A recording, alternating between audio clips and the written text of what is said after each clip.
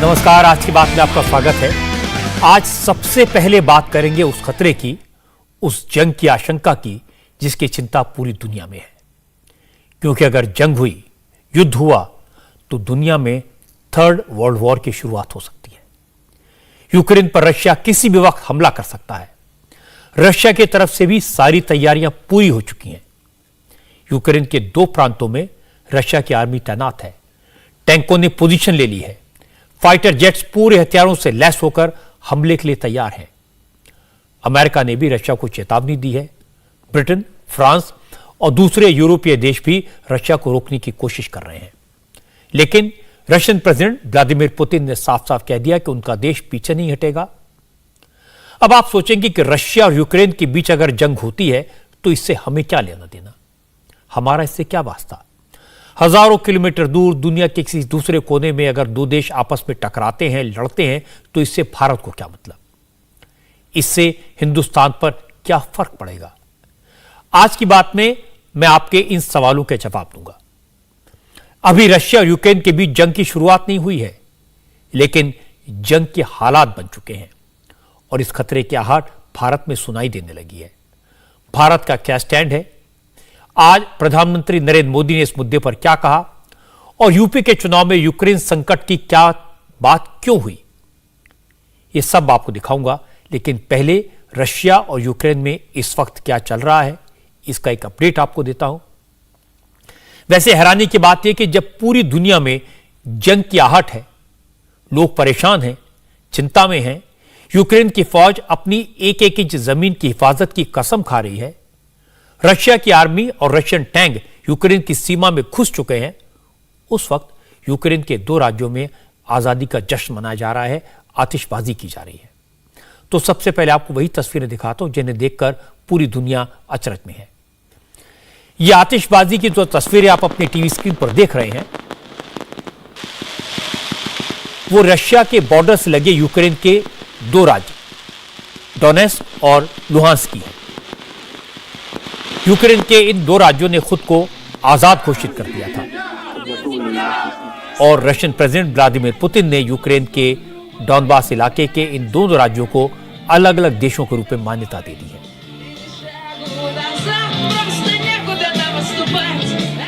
बस झगड़े की जड़ यही है, यूक्रेन इसका जबरदस्त विरोध कर रहा है, लेकिन रशिया ने इन 2 इलाकों में शांति स्थापित करने के नाम पर अपनी फौज वहां भेज दी है।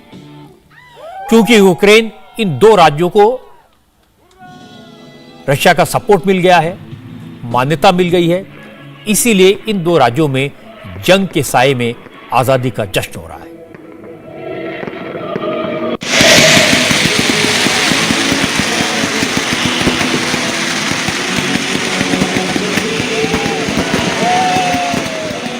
असल में डोनेट्स्क और लुहांस्क में रशियन बोलने वालों की तादाद ज्यादा है, वो रशिया के समर्थक हैं और 2014 के बाद से ही ये इलाके यूक्रेन के कंट्रोल से बाहर रहे हैं। यहां के बागियों को रशिया से मदद मिलती रही है। अब पुतिन ने इन इलाकों में अलगाववादियों की मदद के लिए रशियन आर्मी को भेज दिया है। इसीलिए इन इलाकों में आपको ऐसी आतिशबाजी दिखाई दे रही है और आतिशबाजी करके रशिया के इस फैसले का स्वागत किया जा रहा है।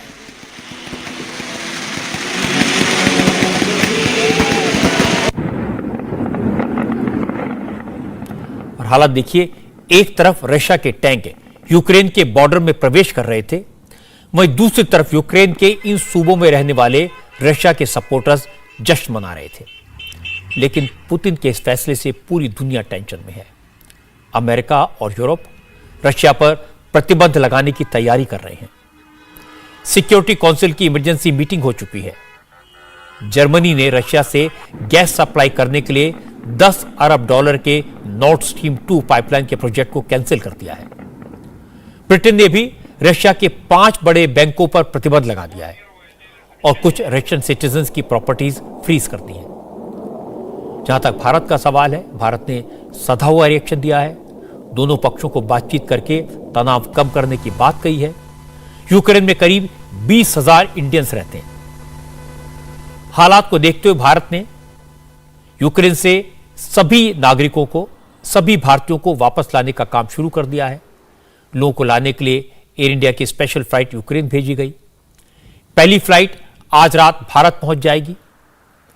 अचानक टेंशन इतनी ज्यादा इसलिए बढ़ गई है क्योंकि रशिया के प्रेसिडेंट पुतिन ने कल देर रात यूक्रेन के 2 सूबों में रशियन आर्मी तैनात करने का आदेश जारी किया था। पुतिन ने कहा यूक्रेन न्यूक्लियर आर्म्स बनाने की तैयारी कर रहा है, जो रशिया के अस्तित्व के लिए खतरा है।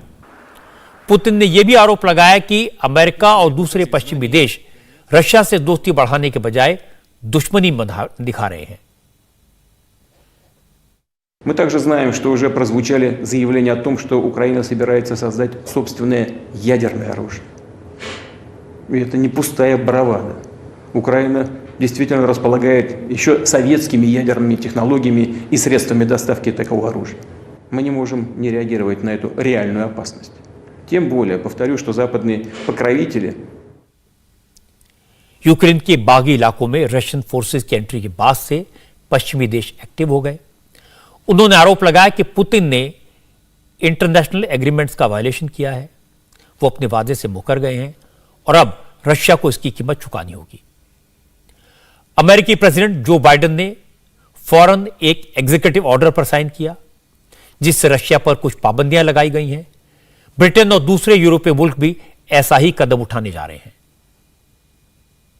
So we've just had a Cobra meeting about the situation in Ukraine, particularly in the Donbass region, where plainly President Putin has now violated Ukrainian sovereignty. He's sent troops in. He's broken international law. He's repudiated the Minsk agreements and torn up the understanding from Budapest in 1994 that Ukraine's territorial integrity. Russia और Ukraine के बीच जंग जैसे हालात भारत के लिए एक बड़ी चुनौती हैं। इसकी वजह से ट्रेड पर, एक्सपोर्ट पर, इंपोर्ट पर असर पड़ेगा। सामानों की सप्लाई पर और तेल के दाम पर भी इंपैक्ट हो सकता है। हालांकि फिलहाल भारत का फोकस यूक्रेन में रहने वाले भारतीयों को सुरक्षित वापस लाने पर है। जो 20,000 भारतीय यूक्रेन में हैं, उनमें से 18,000 स्टूडेंट्स हैं। विदेश मंत्रालय ने सभी छात्रों से तुरंत वापस आने को कहा है। इंडिया के डिप्लोमेटिक मिशन पर जो लोग तैनात हैं, उन लोगों के परिवारों को भी यूक्रेन से वापस आने को कहा गया है। भारत की एक और टेंशन यह है कि यूक्रेन के मोर्चे पर एक तरफ रशिया है तो दूसरी तरफ अमेरिका और यूरोपीय देश। भारत और रशिया की दोस्ती बहुत पुरानी है। रशिया भारत को हथियारों का सबसे बड़ा सप्लायर है। वहीं अमेरिका और यूरोपियन देशों की भी भारत के साथ एक बड़ी ट्रेडिंग पार्टनरशिप है। पिछले कुछ वक्त में अमेरिका के साथ भारत की नजदीकियां बढ़ी हैं, ट्रेड बढ़ा है। अमेरिका ने भी भारत को कई आधुनिक हथियार दिए हैं। चीन के चैलेंज से निपटने के लिए भी भारत को अमेरिका का साथ चाहिए। यानी यूक्रेन के संकट में भारत को एक फाइन बैलेंस बनाना पड़ रहा है। आज जब सिक्योरिटी काउंसिल की मीटिंग हुई तो भारत ने सभी पक्षों से तनाव कम करने की अपील की। भारत के विदेश सचिव हर्षवर्धन श्रृंगला ने भी कहा कि भारत चाहता है इस मसले का हल कूटनीति से, डिप्लोमेटिक तरीके से निकाला जाए। We have been very clear that there should be de-escalation of tensions, that the world cannot afford another conflict, that diplomacy and diplomatic efforts are the only way in order to reach an amicable solution that is acceptable to all. And I think this has been our consistent approach to this issue. We have been in touch with all concerned. Our minister, External Affairs Minister, was in Europe at the Munich Security Conference. He has met a lot of our interlocutors. And I think our approach has always been that please de-escalate, please de-conflict, and most important of all, diplomacy is the only option, and we don't want to see anything that results in any further escalation of the situation. Russia और Ukraine में जंग के हालात का जिक्र आज प्रधानमंत्री नरेंद्र मोदी ने भी किया। मोदी आज पहली बार पब्लिकली इस सवाल पर बोले। असल में आज मोदी यूपी में कैंपेन कर रहे थे और बहराइच की रैली में मोदी ने भाषण की शुरुआत ही रूस और यूक्रेन में जंग के हालात से की। मोदी ने कहा कि आज दुनिया एक बड़े संकट के मुहाने पर खड़ी है। ऐसे में देश को एक मजबूत लीडरशिप की जरूरत है, क्योंकि जब नेतृत्व मजबूत होगा तभी भारत इस अंतर्राष्ट्रीय संकट को अच्छे से हैंडल कर पाएगा। इस समय दुनिया में कितनी उथल पुथल मची हुई है। जब चारों तरफ उथल पुथल मची हो, चारों तरफ कल क्या होगा, परसों क्या होगा, गिनतियां चलती हो, ऐसे में भारत को ताकतवर होना चाहिए कि नहीं होना चाहिए? भारत मजबूत होना चाहिए कि नहीं होना चाहिए? आज भारत का ताकतवर होना न सिर्फ भारत के लिए, पूरी मानवता के लिए बहुत जरूरी होता है। आज आपका एक एक वोट भारत को ताकतवर बनाएगा। स्कूल में भी कोई ढीला ढाला टीचर हो तो स्टूडेंट को पसंद आता है क्या? जरा जोर से बताइए। ढीला ढाले मास्टर जी हो तो बच्चों को पसंद आता है क्या? बच्चों के परिवारजनों को पसंद आता है क्या? माँ भी चाहते हैं ना कि टीचर मजबूत होना चाहिए। चाहते कि नहीं चाहते? आपके इलाके में दरोगा भी बिल्कुल ढीला ढाला हो तो किसी को पसंद आता है क्या? दरोगा भी मजबूत चाहिए, ऐसा आपको लगता है कि नहीं लगता है?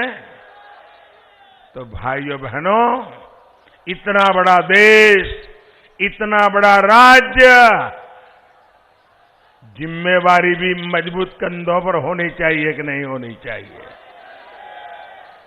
और इसलिए भाइयों बहनों, जब टफ टाइम होता है, जब टफ टाइम होता है तो टफ लीडर होना भी जरूरी होता है।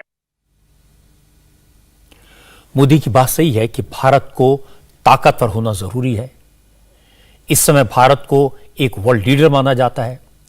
ऐसे में यूक्रेन और रशिया के टकराव में भारत को एक एक कदम फूंक फूंक कर रखना है, क्योंकि इस टकराव का असर हमारे देश पर भी पड़ेगा। रशिया और यूक्रेन के बीच टेंशन की वजह से आज पूरी दुनिया के शेयर बाजार बुरी तरह गिरे। बॉम्बे स्टॉक एक्सचेंज में भी 380 पॉइंट से ज्यादा की गिरावट दर्ज हुई। जंग की आशंका के कारण इंटरनेशनल मार्केट में क्रूड ऑयल की कीमतें तेजी से बढ़ी हैं, $100 प्रति बैरल को पार कर गई हैं। इसका असर हमारे यहां भी पड़ेगा। पेट्रोल डीजल की कीमतें बढ़ सकती हैं। अगर तेल की कीमतें बढ़ी, ऑयल की कीमतें बढ़ी, तो जरूरी चीजों की कीमतों पर भी असर पड़ेगा। और सबसे बड़ी बात यह कि जब दुनिया में अस्थिरता होती है, जंग के हालात होते हैं, तो भारत के दुश्मन इस मौके का फायदा उठाने की कोशिश करते हैं। आतंकवादी अपनी साजिशों को अंजाम देने का मौका तलाशते हैं। आतंकवाद को पालने पोसने वाले पाकिस्तान जैसे मुल्क एक्टिव हो जाते हैं। और आज मोदी ने इस खतरे का भी जिक्र किया। हालांकि मोदी ने आतंकवाद के मुद्दे को यूपी की सियासत से जोड़ा और समाजवादी पार्टी पर हमला बोला। मोदी ने कहा कि परिवारवादी समाजवादियों को आतंकवादियों से हमदर्दी है। इन लोगों ने आतंकी हमला करने वालों पर अपना प्यार उड़ेला। मोदी ने कहा, जो लोग देश की सुरक्षा को ताक पर रखते हैं वो यूपी का कभी भला नहीं कर सकते।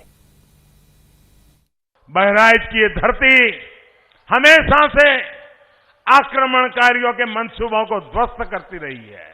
देश के खिलाफ जाने वालों को यहां की मिट्टी माफ नहीं करती है। लेकिन इसी मिट्टी ने देखा है कि कैसे इन परिवारवादियों ने आतंकी हमला करने वालों पर अपना प्यार उड़ेला। जिन लोगों पर यूपी में एक नहीं कई कई बम धमाकों का आरोप था, ये लोग उन आतंकवादियों को जेल से रिहा करने पर पक्का निर्णय करके बैठे थे साजिश कर रहे थे। ये उन पर मुकदमा नहीं चलाना चाहते थे। समाजवादी सरकार आतंकी संगठनों पर प्रतिबंध लगाने के तक खिलाफ थी। इसलिए मैं कहता हूं, जो लोग देश की नहीं सोच सकते, देश की सुरक्षा को ताक पर रखते हैं, वो यूपी का कभी भला नहीं कर सकते। और इसके बाद मोदी ने बहराइच के लोगों से समाजवादी पार्टी को सबक सिखाने की अपील की। मोदी ने अहमदाबाद ब्लास्ट में अदालत के फैसले का जिक्र किया, 38 आतंकवादियों को फांसी की सजा की याद दिलाई और कहा, अब यूपी का बच्चा बच्चा जान चुका है कि गुजरात में सीरियल ब्लास्ट करने वालों की मदद कौन कर रहा था। जरा बहराइच से आवाज ऐसी निकलनी चाहिए कि इन घोर परिवारवादियों की नींद उड़ जाए। जवाब देंगे? आप मुझे बताइए, जो बम धमाके करके निर्दोष लोगों को मौत के घाट उतार दें, ऐसे आतंकवादियों को सजा होनी चाहिए कि नहीं होनी चाहिए? कड़ी सी कड़ी सजा होनी चाहिए कि नहीं होनी चाहिए? अगर फांसी का हुक्म होता है तो होना चाहिए कि नहीं होना चाहिए? अगर आतंकवादियों को फांसी होती है तो निर्दोष नागरिकों को उसका स्वागत करना चाहिए कि नहीं करना चाहिए? न्यायपालिका में विश्वास करना चाहिए कि नहीं करना चाहिए? आतंकवादियों के खिलाफ आवाज उठानी चाहिए कि नहीं होना चाहिए? अभी 2 दिन पहले अहमदाबाद के न्यायालय ने अनेक लोगों को फांसी की सजा सुनाई। जो आतंकवादी घटनाएं करके, बम धमाके करके निर्दोषों को मार दिया था। मुझे बताइए, ये न्यायालय ने सही काम किया कि नहीं किया? ऐसा काम होना चाहिए था कि नहीं होना चाहिए था? हमें न्यायालय का सम्मान करना चाहिए कि नहीं करना चाहिए? न्यायपालिका का सम्मान करना चाहिए कि नहीं करना चाहिए? लेकिन ये चुप बैठे हैं, चुप बैठे हैं, क्योंकि उनको मालूम है अब सारा खेल जनता के सामने खुल चुका है। कौन किसकी मदद कर रहा था, ये अब उत्तर प्रदेश का बच्चा बच्चा जान गया है भाइयों। असल में पिछले हफ्ते से नरेंद्र मोदी ने यूपी के इलेक्शन की टोन बदल दी है। 2 डेवलपमेंट हुए। गुजरात ब्लास्ट में अदालत का फैसला आया। जिन आतंकवादियों को मौत की सजा सुनाई गई, उनमें से कम 5 उत्तर प्रदेश के हैं और इनमें से एक आजमगढ़ के एक आतंकवादी के पिता की तस्वीर अखिलेश यादव के साथ सामने आई। इसीलिए बीजेपी ने यूपी के इलेक्शन में आतंकवाद को बड़ा मुद्दा बनाया है।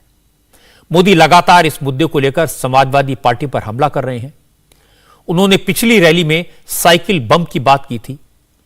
क्योंकि बीजेपी आतंकवाद के मुद्दे को लेकर लगातार अखिलेश यादव को घेर रही है, इसलिए आज अखिलेश ने भी पलटवार किया। चित्रकूट की रैली में अखिलेश यादव ने कहा, बीजेपी साइकिल को बम से जोड़कर गरीबों का, किसानों का, मजदूरों का अपमान कर रही है। जो बगल के मुख्यमंत्री उन्हें मामा कहते हो ना, ये जो साइकिल वाली बात आई है अभी, ये जो साइकिल वाली बात आई है, हमने तो पहले बांटी थी, लेकिन मामा तो अभी भी साइकिल बांट रहे हैं। बताओ, साइकिल को किससे जोड़ दिया? आतंकवाद से।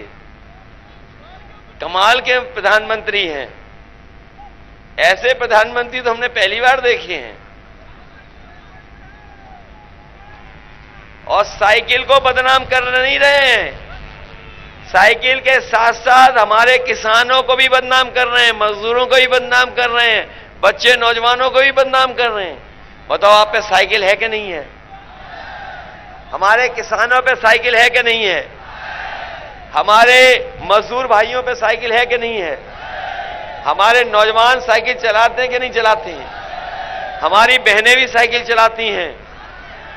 ये गरीबों को और हमारे तमाम जो गरीब लोग मजदूर रह रहे हैं उनको बदनाम करने की साजिश है। चुनाव आएंगे जाएंगे, लेकिन आतंकवाद एक ऐसा सवाल है जिसको बहुत गंभीरता से देखना चाहिए। पिछले 20 साल का अनुभव बताता है कि आतंकवाद से लड़ने के लिए देश को मोदी जैसे मजबूत लीडर की जरूरत है। मोदी के विरोधी भी मानते हैं कि जब जब दहशतगर्दी का संकट आया तो मोदी ने बोल्ड फैसले लिए, हिम्मत दिखाई और आतंकवादियों को उनके अंजाम तक पहुंचाया। अहमदाबाद के सीरियल बम ब्लास्ट करने वाले 38 दोषियों को जब कोर्ट ने फांसी की सजा सुनाई तो पता चला कि गुजरात पुलिस ने पुख्ता केस तैयार किया था। यह काम मोदी ने मुख्यमंत्री रहते किया था। जब प्रधानमंत्री बने तो मोदी ने फौज को ताकत दी। हमारी फौज ने पाकिस्तान को 2-2 बार घर में घुसकर मारा, आतंकवादियों के मंसूबों को नेस्तनाबूद कर दिया। आतंकवाद से लड़ने के लिए जिस इच्छा शक्ति की जरूरत होती है, जिस तरह के कठोर निर्णय लेने की आवश्यकता होती है, वो मोदी ने करके दिखाया, उदाहरण पेश किया। इसीलिए लोगों को लगता है कि दुनिया में जब जंग के बादल मंडरा रहे हैं, युद्ध का खतरा सामने है, तो देश को मोदी जैसे मजबूत लीडर की जरूरत है। आज योगी आदित्यनाथ और अखिलेश यादव के बीच भी चुनाव के मैदान में जबरदस्त जुबानी जंग हुई। योगी अयोध्या में थे, अखिलेश चित्रकूट में थे। दोनों ने राम की बात की, दोनों ने राम का नाम लेकर एक दूसरे पर हमले किए। योगी ने अखिलेश को दंगेश कहा तो अखिलेश ने योगी को बाबा बुलडोजर का नाम दे दिया। शुरुआत राम मंदिर के जिक्र से हुई।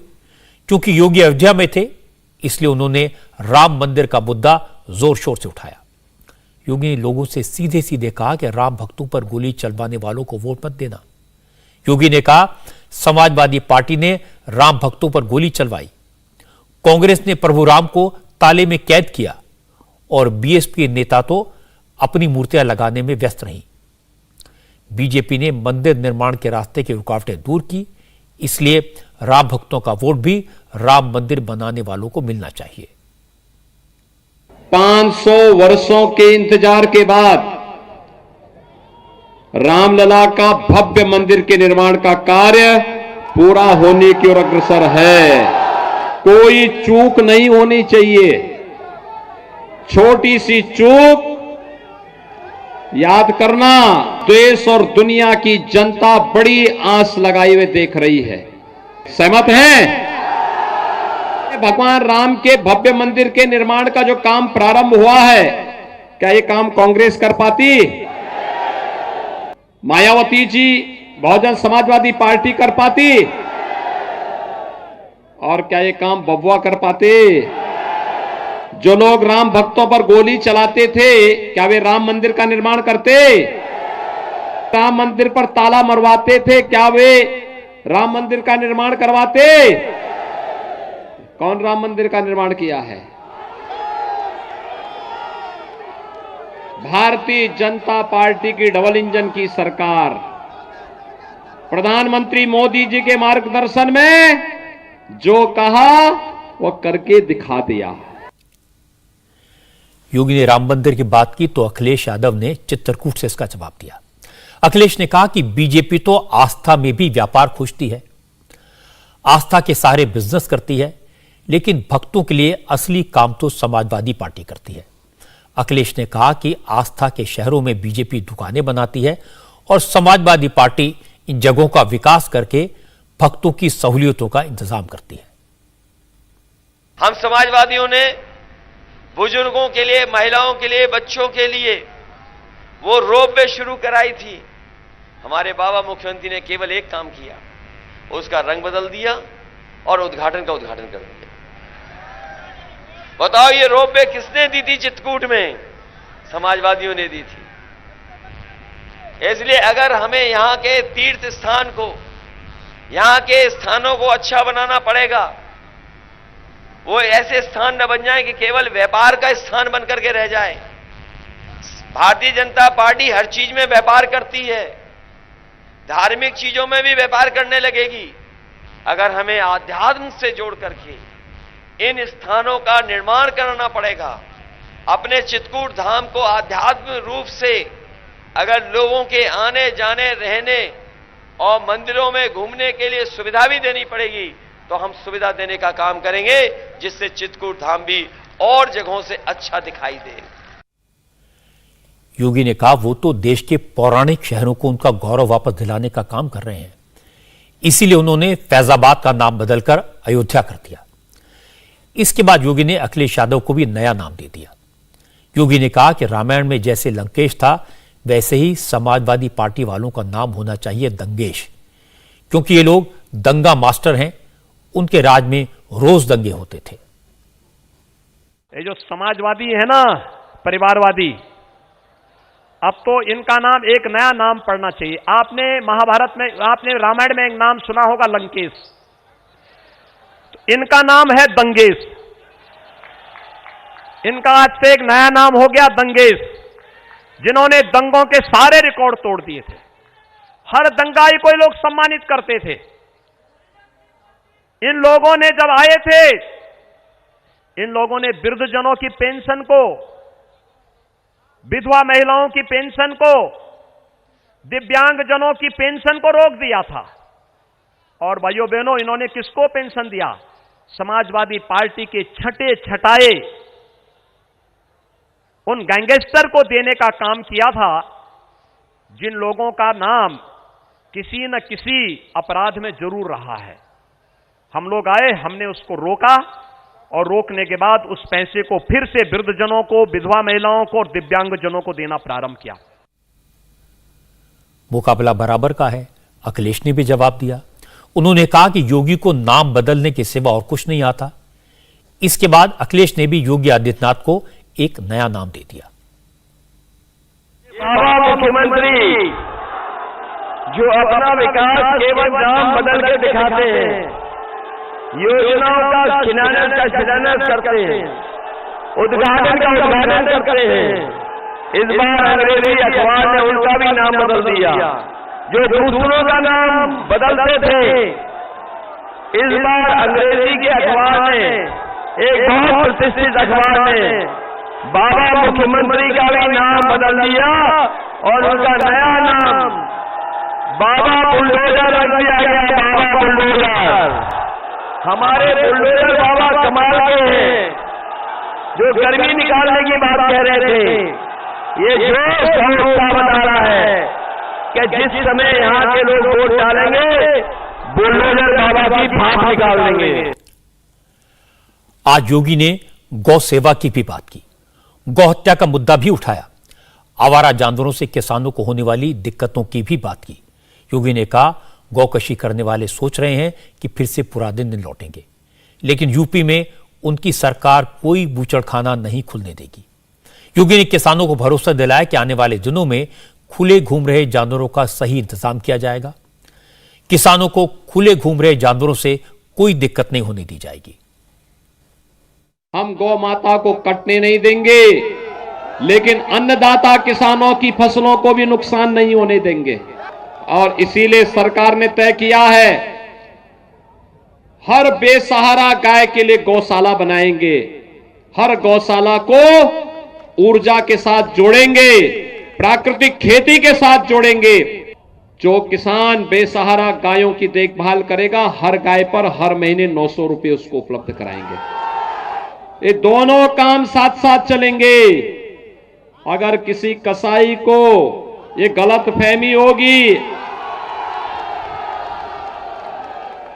कि वह गौ कसी करके समाज में व्यवस्था फैलाए, तो फिर उसको भी सोच लेना चाहिए कि सरकार पहले से निर्णय ले चुकी है कि अवैध बूचड़खाने नहीं चलेंगे।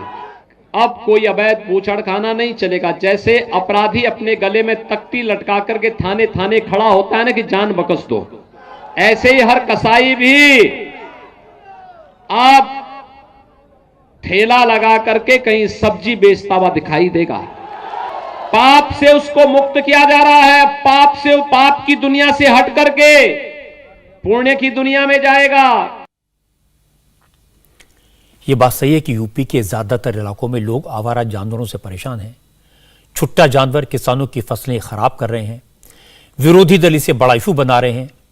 बीजेपी भी इसकी गंभीरता को समझ रही है। अखिलेश यादव अपनी हर रैली में इसकी बात करते हैं, क्योंकि अयोध्या में योगी ने कहा कि सरकार ने गौशालाएं बनवाई हैं, हर गाय के लिए किसान को 900 रुपए महीने दिया जा रहा है। योगी ने डिटेल पर इस मुद्दे पर बात की तो चित्रकूट से अखिलेश यादव ने पूछा, अगर गौशालाएं बन गई, हर गाय के लिए 900 रुपए मिल गए तो किसानों का खेत कौन चल रहा है? किसान को रात रात भर खेतों की रखवाली क्यों करनी पड़ती है? कि इन्होंने कहा था कि हम गौशालाएं बनाएंगे, गौशालाएं। बताओ, गौशालाएं बनाने का वादा किया था, कितनी गौशालाएं बन गई बताओ? आपको अपने खेतों को बचाने के लिए तार लगाने पड़ गए कि नहीं लगाने पड़ गए? और हमारे मुख्यमंत्री जी का जो प्रिय जानवर है, जो हमारे मुख्यमंत्री जी का प्रिय जानवर है, तो बताओ वो टक्कर मार रहा है कि नहीं मार रहा है? कैसी सरकार है सोचो आप। इतनी तकलीफ परेशानी किसी सरकार ने जनता को नहीं दी होगी। आवारा पशु किसानों की बड़ी दिक्कत है, किसानों में इसको लेकर नाराजगी है। इसीलिए आज मोदी ने भी बहराइच की रैली में इसका जिक्र किया। मोदी ने कहा, जो लोग आज किसान की हितैषी बन रहे हैं, उन लोगों ने चीनी मिलें बंद करवा दी थी, उन लोगों ने गन्ने की कीमत के लिए किसानों को पर्ची का मोहताज बना दिया था, खाद के लिए लाइन में लगे किसानों पर लाठियां चलवा दी थी। मोदी ने कहा, उन्हें छुट्टा जानवरों से किसानों को हो रही तकलीफ का अंदाजा है। उन्होंने इस समस्या का हल खोज लिया है। चुनाव पूरे होने के बाद आचार संहिता खत्म होते ही वो इस समस्या से निजात दिला देंगे। आज ये परिवारवादी लोग किसानों की भी बातें करने लग गए हैं। उन्हें लेकर भी बड़े बड़े दावे किए जा रहे हैं, लेकिन बहराइच का किसान इनकी सच्चाई भी जानता है। ये वो लोग हैं जिन्होंने उत्तर प्रदेश में दर्जनों चीनी मिलें बंद करवा दी कि नहीं करवा दी?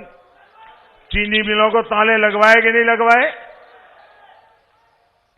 ये वो लोग हैं जिन्होंने यूरिया और खाद के लिए किसानों पर डंडे चलवाए। ये वो लोग हैं जो किसान को गन्ने की पर्ची के लिए तरसा देते थे। यूपी के किसानों को छुट्टा जानवरों से हो रही दिक्कतों को हम गंभीरता से ले रहे हैं।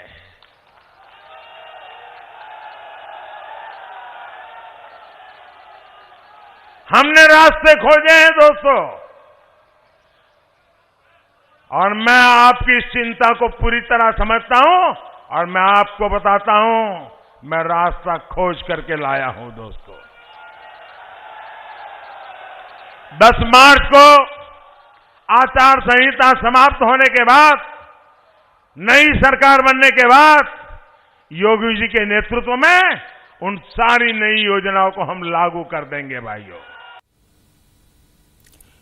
मुझे लगता है कि राम मंदिर के सवाल पर योगी को कॉर्नर करने की कोशिश अखिलेश यादव की एक टेक्निकल एरर हो सकती है, क्योंकि राम मंदिर का निर्माण, राम के प्रति आस्था, अध्यात्म और भक्ति योगी आदित्यनाथ का स्ट्रांग पॉइंट है। लेकिन छुट्टे पशुओं का मामला उठाना अखिलेश की सही रणनीति है। अखिलेश जानते हैं कि इस मुद्दे से किसान काफी परेशान हैं। योगी सरकार ने गौहत्या को तो रोका, अवैध बूचड़खाने तो बंद किए, लेकिन फसलों को तबाह करने वाले खुले घूमते पशुओं का इंतजाम ठीक से नहीं कर पाए। इसीलिए आज मोदी ने वादा किया कि किसानों को छुट्टे जानवरों से होने वाली दिक्कतों का रास्ता निकाला जाएगा। उन्होंने विश्वास दिलाया, उन्होंने इसका प्लान बना लिया है और इलाज करेंगे। और आखिर में मोदी ने यूपी के लोगों को चेताया, कहा, जिन परिवारवादियों को जनता ने सत्ता से बाहर किया था वो भरे बैठे हैं। अगर थोड़ी सी गलती हो गई, थोड़ी भी कमी रह गई, अगर वो वापस सत्ता में आ गए तो गिन गिन कर बदला लेंगे। गरीबों के लिए, किसानों के लिए जो योजनाएं चल रही हैं वो सब बंद कर देंगे। माफियावादियों को मौका मिला तो ये लोग गांव गरीब की योजनाओं को बंद कर देंगे, बदले की भावना से बंद करेंगे। जिसको मौका पड़ेगा वो बदला लेने की ताक में है। क्या बदला लेने देंगे? बदला लेने देंगे? जो बदला लेना चाहते हैं उनको आने देंगे? ये बदला वालों को अवसर देंगे? कमीशन, क्राइम, कब्जेदारी, यही लोग फिर से मैदान में उतर आएंगे। इसलिए आपको ज्यादा से ज्यादा संख्या में भाजपा को वोट देना है। एक वोट भी छूटना नहीं चाहिए। आप मुझे बताइए, आज मैं हेलीकॉप्टर से देख रहा था, इतनी जबरदस्त भीड़, इतनी बड़ी तादाद में आप लोग आए हैं। आप थक गए होंगे। अब मन करता होगा मोदी जी आ गए, योगी जी आ गए, सभा शानदार हो गई, चलो अब सो जाते हैं। सो जाएंगे? नहीं सो जाएंगे ना, घर घर जाएंगे। अरे मुझे विश्वास है दोस्तों, आपने जो सभा आज करके दिखाई है, आप इन सबको जिता करके लाएंगे, ये मुझे पूरा भरोसा है भाइयों। योगी ने भी लोगों को सावधान किया, लोगों से अपील की, कहा जिन लोगों ने राम भक्तों को राम मंदिर के लिए तरसाया है, उन्हें एक एक वोट के लिए तरसा दो। भाइयों बहनों, जो नारा देते थे सबका साथ और सैफई खानदान का विकास, आज जो सैफई खानदान को परेशानी है नौजवानों को मिलने वाली नौकरी से, उनको परेशानी है यूथ को मिलने वाली सुरक्षा से, उनको परेशानी है नौजवानों को मिलने वाले टैबलेट और स्मार्टफोन से, बेटियों को मिलने वाली सुरक्षा से उन्हें परेशानी है, दीपोत्सव से उन्हें परेशानी है, राम मंदिर बनने से उनको परेशानी है। और भाइयों बहनों, ये जो विरोधी है ना, ये जितने परेशान हो चुके हैं, इन्होंने आपको तरसाया है राम मंदिर के लिए, आज इनको वोट के लिए तरसा दीजिए। 27 फरवरी को चुनाव में ऐसा प्रयास करिए, 10 मार्च को जब परिणाम आए तो सपा के खेमे में केवल और केवल उनके चेहरे पर धुएं धुएं दिखाई दे, बाकी कुछ नहीं दिखाई दे। तैयार हैं? भारी बहुमत से जिताएंगे। इस मुद्दे पर भी आज अखिलेश ने योगी को जवाब दिया। अखिलेश ने दावा किया कि समाजवादी पार्टी ने पहले 2 राउंड की सीटों में सेंचुरी बना दी है, अब तीसरे और चौथे राउंड के बाद सीटों की डबल सेंचुरी पूरी हो जाएगी। ये कहते हैं कि गर्मी निकाल देंगे। जब से पहले दूसरे चरण का वोट पड़ा है, इनके नेता कार्यकर्ता ठंडे पड़ गए हैं, और तीसरे चरण में जब वोट पड़ा तो ये सन्न रह गए, सुन्न हो गए, और अब वोट पड़ने जा रहा है चित्रकूट का, तो बताओ शून्य रह जाएंगे कि नहीं रह जाएंगे? इस बार चित्रकूट के लोग भारतीय जनता पार्टी को वोट डाल करके कूटने का काम करेंगे। बताओ ये वोटों से कूटे जाएंगे कि नहीं कूटे जाएंगे? पहले दूसरे को मिला के शतक लग चुका है, तीसरा चौथा जब वोट पड़ेगा तो एक और शतक लग जाएगा। तो ये डबल शतक लगाने का भी चुनाव है, और जब चुनाव आगे जाएगा तो आप देख लेना, देश का अभी तक का उत्तर प्रदेश का सबसे बड़ा ऐतिहासिक परिणाम उत्तर प्रदेश का गठबंधन के पक्ष में होने जा रहा है। कर्नाटक के शिवमोगा में बजरंग दल कार्यकर्ता हर्षा की हत्या के मामले में आज पुलिस ने 3 और आरोपियों को गिरफ्तार किया। अब तक 6 आरोपी पुलिस की गिरफ्त में हैं। हालांकि पुलिस का कहना है कि अभी जांच जारी है। लोगों से मिली जानकारी के बाद हर्षा की हत्या के केस में 12 और लोगों से पूछताछ की जा रही है। शिवमोगा के एसपी ने बताया कि इस केस में गिरफ्तार नदीम और काशिफ का क्रिमिनल रिकॉर्ड है। दोनों के खिलाफ 6 आपराधिक केस दर्ज हैं। इसमें कम्युनल टेंशन क्रिएट करने का केस भी शामिल है। Names of the accused are Mohammad Kasif, Syed Nadeem, Asifullah Khan, Rihan, Nihan and Abdul Afnan. All these people have been arrested, of which A1 and A2 have already been produced. A3, A4, A5, A6 were just arrested. This press briefing is to give a statement that all 6 have been arrested. Of these 6 persons, 4 were directly involved in the assault and 2 have been involved in conspiracy and support for the murder. And apart from this, there may be other accused persons also who we are tracking, and if necessary, we'll be making more arrests very shortly. Harsha के murder case की जांच तेजी से की जा रही है। आरोपियों को पकड़ लिया गया है। लेकिन इसके बावजूद शिवमोगा में तनाव है। हमारे संवाददाता टी राघवन ने बताया कि हर्षा की हत्या के विरोध में बजरंग दल के कार्यकर्ताओं ने आज भी शिवमोगा में प्रोटेस्ट मार्च निकाला, आरोपियों का पुतला जलाया। प्रदर्शनकारियों ने कुछ इलाकों में गाड़ियों को आग लगाई।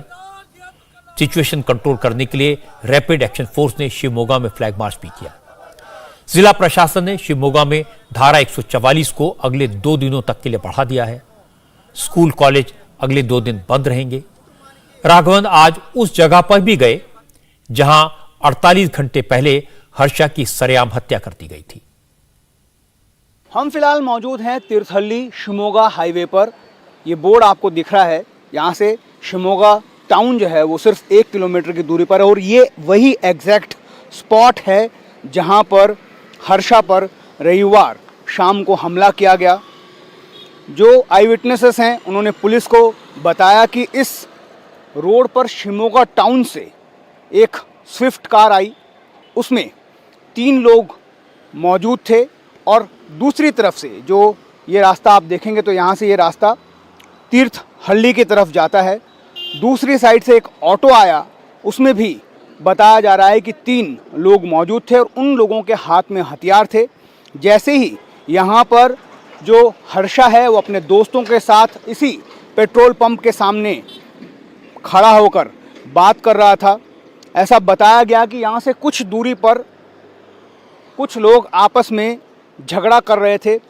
हर्षा ने अपने जो दोस्त उसके साथ खड़े थे उनसे कहा कि वहाँ जाकर देखें कि क्या है मामला, क्या है। उस बीच स्विफ्ट कार से उतरने वाले लोगों को, ऑटो से उतरकर आए लोगों ने धारदार हथियार दिए और इसी जगह पर पहला वार हर्षा के ऊपर किया गया, चाकू मारा गया, उसे धक्का दिया गया। अपनी जान बचाने के लिए वो इस गली की तरफ दौड़ा। हम आपको उस गली की तरफ लिए चलते हैं।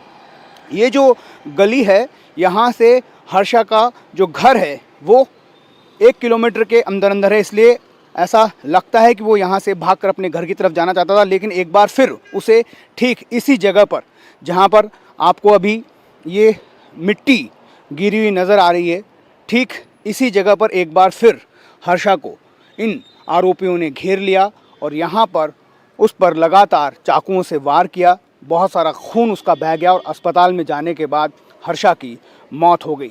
पुलिस ने फिलहाल आधिकारिक तौर पर नदीम और काशिफ नाम के 2 आरोपियों को अरेस्ट किया है। एसपी का ये कहना है कि इस केस में टोटल 6 आरोपी शामिल हो सकते हैं जिनकी तलाश कर ली गई है, जिन्हें आइडेंटिफाई कर लिया गया है और जल्द ही बाकी लोगों को भी गिरफ्तार कर लिया जाएगा। अब मैं आपको हर्षा की बहन की बात सुनवाता हूं। हर्षा की बहन ने आज एक बड़ी बात कही।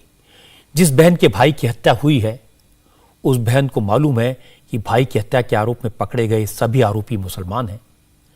उसके बाद भी हर्षा की बहन ने कहा, शिवमोगा के सभी युवक उसे तो अपनी भाई जैसे लगते हैं। वो किस पर शक करे और कैसे यकीन करे कि एक भाई दूसरे को मार डालेगा। हर्षा की बहन ने कहा कि परिवार चाहता है कि उसके भाई के साथ जो हुआ वो किसी के साथ ना हो। शहर में सब मिलजुल कर रहे। ಗೆಸ್ಸಿಂಗು ಇಲ್ಲ ಸರ್, ಎಲ್ಲ ನಮ್ಮವರೇ ಸರ್, ಎಲ್ಲ ನಮ್ಮವರೇ. ನಾನು ಯಾವ ಹಾಲು ಹಾಕ್ಬಿಟ್ಟು ಕೈಯಲ್ಲಿ ಇದು ಪೆನ ಇಲ್ಲ ಹಾಲ ಅಂದರೆ ನಾನು ಏನು ಹೇಳಲಿ? ನಾನು 2 ಹಾಲೇ ಅಂತೀನಿ. ಯಾರಿಗೆ ನೋವಾದ್ರೂ ನಿಮ್ಮ ಅಪ್ಪ ಅಮ್ಮಂಗೆ ನೋವಾಗುತ್ತೆ. ದಯವಿಟ್ಟು ಹೇಳ್ತೀನಿ, ಎಲ್ಲ ದ್ವೇಷ ಬಿಟ್ಬಿಟ್ಟು ಎಲ್ಲ ಅಮ್ಮಂದಿರ ಥರ ಇರೋ. ಇವತ್ತು ನಾನು ಅನುಭವಿಸ್ತಿರೋ ನೋವು ಬೇಡ. ನಾನು ನೋಡಿ ನೆನ್ನೆ ಕೈಯಲ್ಲಿ ಇಟ್ಕೊಂಡು ಹೋದೆ ನನ್ನ ತಮ್ಮನ, ಇವತ್ತು ಬೂದಿ ಆಗಿ ಅಲ್ಲ ನೋಡಬೇಕು ಅಂದರೆ ಏನಾಗಬೇಕು ಸರ್? ಅಪ್ಪ ಯಾರು ಏನು ಮಾಡಬೇಡ್ರೋ, ಎಲ್ಲರೂ ಅಣ್ಣ ತಮ್ಮಂದಿರು ಚೆನ್ನಾಗಿರ್ಲಿ. तालिबान के शासन में भुखमरी से जूझ रहे अफगानिस्तान के लोगों की मदद के लिए आज भारत ने हाथ बढ़ाया। भारत ने आज 2500 टन गेहूं की पहली खेप अफगानिस्तान के लिए रवाना की। फॉरेन सेक्रेटरी हर्षवर्धन श्रृंगला ने 50 ट्रकों को अटारी बॉर्डर से अफगानिस्तान के लिए रवाना किया। ये ट्रक भी अफगानिस्तान के हैं और ड्राइवर भी अफगानी हैं। खास बात है, ये ट्रक पाकिस्तान के रास्ते अफगानिस्तान जाएंगे। यानी भारत ने अफगानिस्तान की मानवीय मदद के लिए जो कदम बढ़ाया उसके लिए पाकिस्तान ने भी रास्ता दिया। भारत से करीब 50,000 टन गेहूं अफगानिस्तान भेजा जाएगा। गेहूं के अलावा भारत कोवैक्सीन की 5 lakh dose, 13 ton life saving medicine और 500 यूनिट सर्दी के कपड़े भी अफगानिस्तान भेज चुका है। विदेश सचिव ने कहा कि भारत और अफगानिस्तान के बीच ऐतिहासिक संबंध रहे हैं और भारत मुसीबत में फंसे अफगानी लोगों की मदद हमेशा करता रहेगा।